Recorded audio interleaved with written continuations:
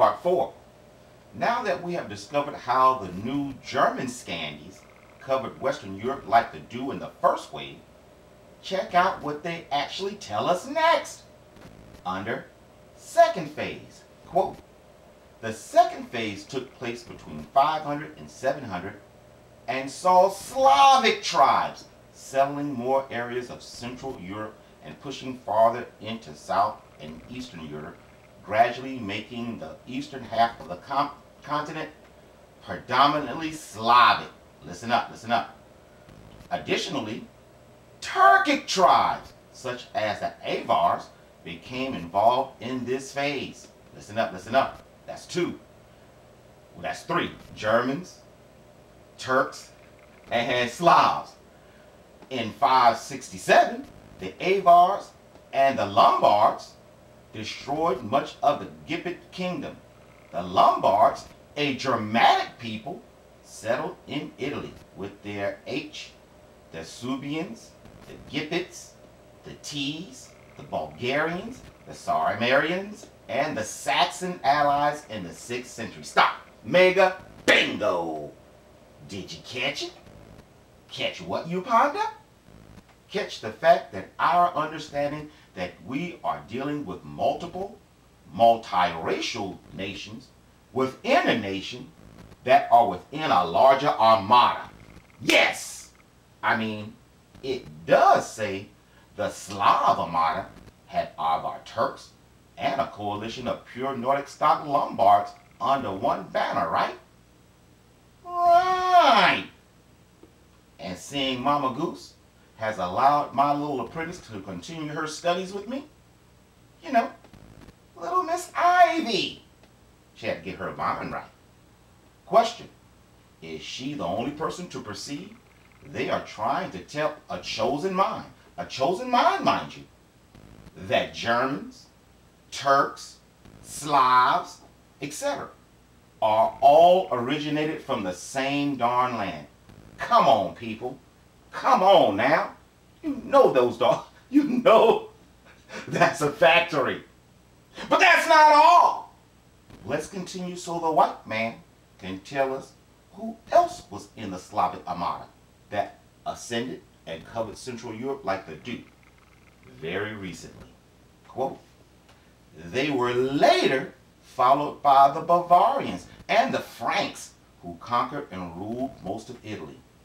The Bulgars, originally a nomadic group from Central Asia, had occupied the Patik steppe north of the Caucasus since the 2nd century, but after pushed by the Khazars, the majority of them migrated west and dominated Byzantine territories along the Lower Danube in the 7th century. Listen up, listen up, listen up. From this time and onward, the demographic picture of the Balkans changed permanently, becoming predominantly Slavic, while pockets of native people survived in the mountains of Southwest Balkans, Albania, and Greece. Stop. Bingo! The funny-looking Slavic people we see before our eyes today are extremely new. These people are brand spanking new. Hence, why none of them also can trace their lineage to the people they read in their own history books either. But let's continue, please. Under barbarian identity. Perceptual context. Again, unlike you and I, who look at all the evidence through the scriptures to understand the truth of the matter, the white man doesn't understand the evidence or the facts he's finding. Case in point, check out how all the scholars, you know, the highly educated, try to explain the genetic and racial enigma we simply call armada understanding. You know, different and distinct groups under one main banner. Cutting to the chase. Quote, modernists propose the idea of, personal quote, imagined communities. The barbarian polities in late antiquity, listen up, were social constructs rather than unchanging lines of blood kinship. Bingo! They were all mixed up together just like Homer and Columbus said. Bingo! Listen up and tell me if you've heard of this before. It argues that the stimulus for forming tribal polities was perpetrated by a small nucleus of people known as the tradition kerns, kernels of tradition, who were a military or aristocratic elite. This core group formed a standard for larger units, gathering adherents by employing amalgamative metaphors such as kinship and aboriginal commonalities, and claiming that they perpetrated an ancient divinity sanctioned lineage. Let me say it again. I'll go back and say it again, because this is so important, because this goes into the vein of what everybody's, all of the atheists and things that, what they say, oh, religion and all this stuff is all made up. It's all made. Well, it's true. It's true. But what they're not understanding is all their history, beginning, how do I say this? It was all formulated and given to a group of people. You dig what I'm saying? It wasn't something that's learned. Like if I had a child and we formed a child after child after child, and we formed our group, they would go by my way, and that my way is our custom. No, that's not how things went. There was a group of clones, and someone told them. There was a group of elite, and they, okay, this is the way we're going to do this. Is our military is going to be this way. Our tradition is going to be this way. And they struck out, and they learned that tradition as a whole and struck out. You see the difference? Am I making any sense? If I'm not making any sense, please let me know. I can say it better. I'm just excited right now, but I can say it better. Okay? Let's continue.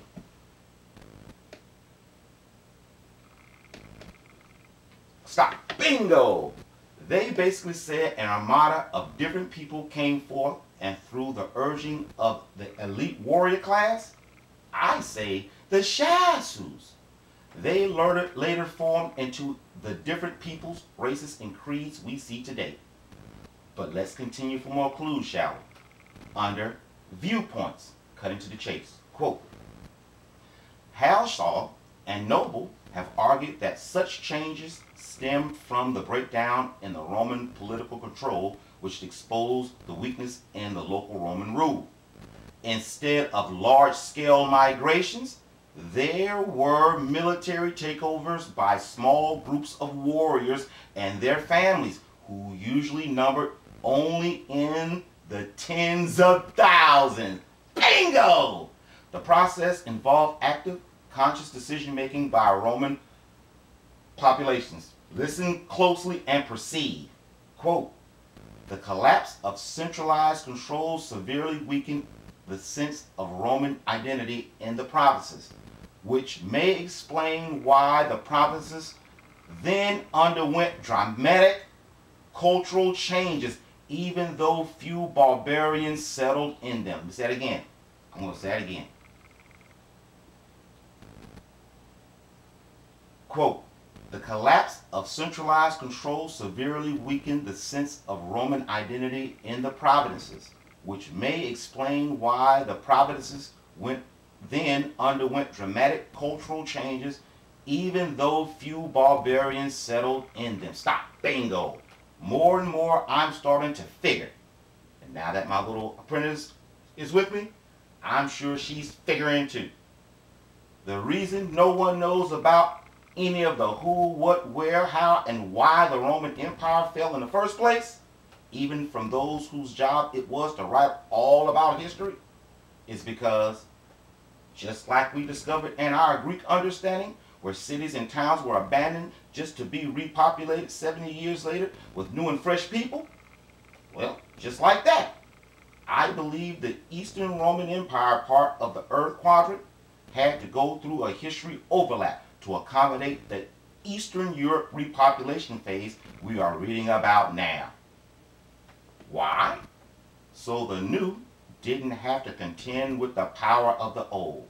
And if Vito Antonini taught us anything, tell me who that is in the comment section. Too much bloodshed is not good for business. Western Rome was saved until that side had to be overlapped to accommodate when the time was right as well. Check it out. Quote, ultimately, the Germanic groups in the Western Roman Empire were accommodated without dispossessing or overturning indigenous society. Wow. Wow. I just seen that. They didn't have to, no war. It was a bloodless takeover again. And they maintained a structured and hierarchical, but I can't say that word, Attenuated.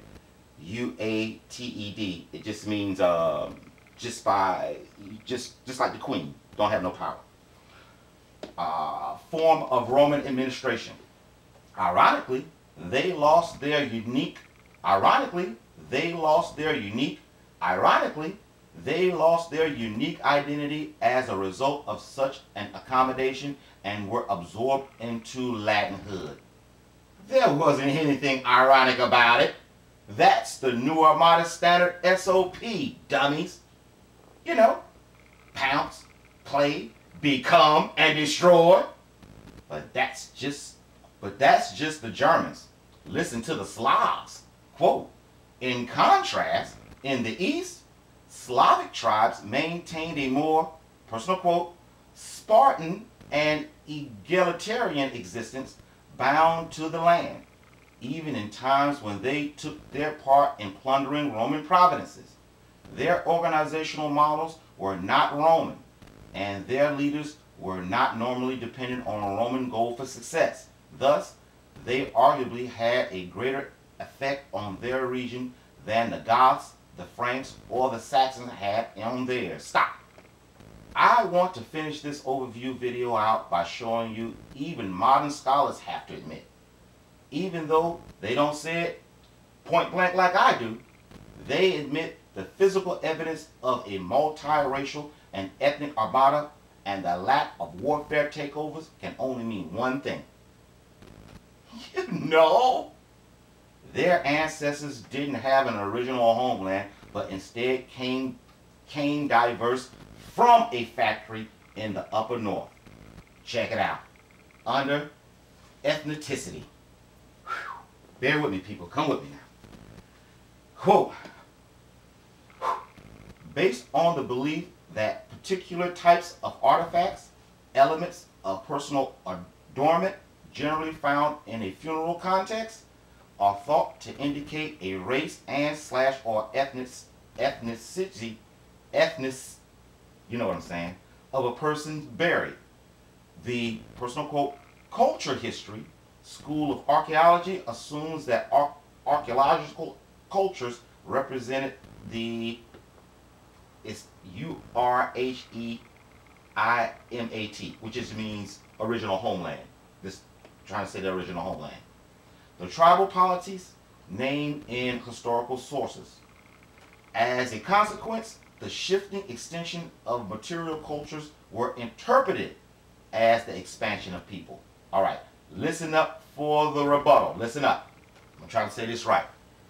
Influenced by constructionalism, process-driven archaeologists reject the cultural historical doctrine and marginalize the discussion of ethnicity, although the focus on the intergroup dynamics that generate such material remains. Moreover, they argued that adoption of new cultures could occur through trade or internal political developments rather than only military takeovers. Wow, bingo. They're basically admitting it if you look at the evidence through a building of a case. There's no way in Hades all of the diverse nations with their own styles came from one conventional homeland. No! I'm sure they didn't sleep well at night. I'm sorry, ladies and gentlemen. That's it. I messed up. Well, I ain't gonna blame it on anything.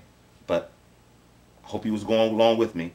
If it didn't make sense, if I need to go back over that part, I will. I can say it better.